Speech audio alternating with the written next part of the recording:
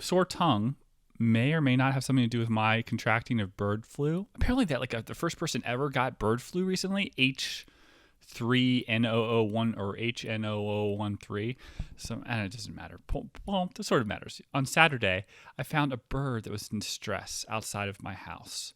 It was like kind of like flying retarded, like backstroking it and then landing like into the ground and then like skidding across the ground, flying and then getting up again normally. It's like the semicircular canals, or it's like understanding the magnetic fields of the earth was just off. It let me pick it up, and I called an animal hospital. I was like, "Hey, I have this bird that's like hurt or something. Can you guys do something?" Like, a bird? Is it a pet? I'm like, "No, it's a wild bird." And the guy's like, kind of critical, like, "You picked up a wild bird on the street?" I'm like, "Yeah." Like, "Well, we only do dogs." I'm like, "Oh, well, I don't have one of those, fuckhead. I have a bird, but thank you." So then I found Animal Wildlife Rescue online, called them, all while this bird's just hanging out in my palm, just kind of going, ding, ding, but fine, more or less, just kind of comfortable, resting, feeling the heat of my hand because it's warm and soothing. Ladies.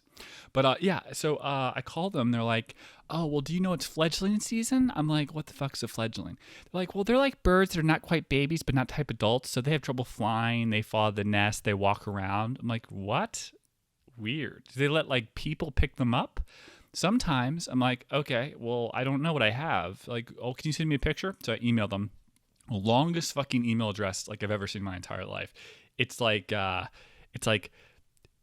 the abbreviations in the beginning, like AWR Rehab, and then it's at Austin Wildlife Rescue Foundation.org spelled out at the end. I'm like, reverse that. That's really annoying. But she's like, "Okay, oh, I see it. Oh my gosh, it's not a fledgling, it's an adult. It's definitely in trouble." I'm like, "Okay." So I head down there, call an Uber because my fucking Range Rover decided to spend $60 an Uber ride carrying what looks like at some point on the ride a dead bird.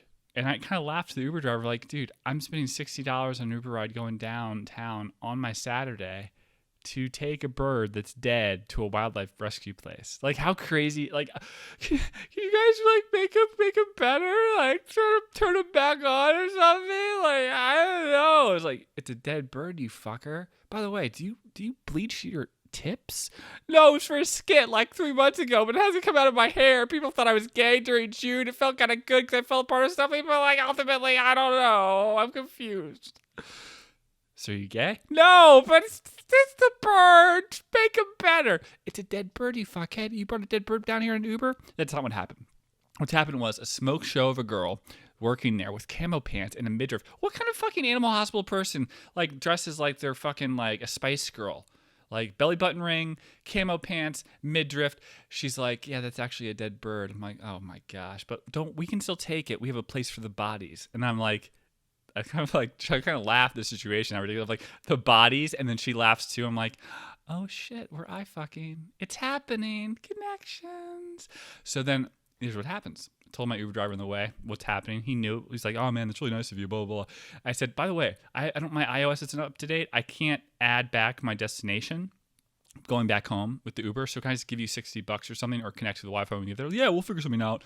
Uber penalizes you, if you pay cash, and so I'd ideally like to just do it through." I'm like, "Okay, sure." I go walk into the place, have a dead bird, trying to do a good thing. The guy seemed really, really nice. Then I hear his Uber driving away. And then before I even think about it, the camo girl goes, "Asshole." She's like on my level. She's like at that level. Like, she's like knows that like I was waiting for that Uber without even, like, it's amazing. It's weird. It's like, this tall drink of water came down on his Saturday with this baby bird. By the way, I can tell, is my camera just a little low? I feel like I'm just like Danny DeVito. Like, I feel like, I don't know. This looks kind of weird too. It's like this weird like stain. It's probably just all like deodorant, but I thought it looks like a cool design, so I wore it outside in public anyway. And now it's on the show on the internet. Y'all can see it.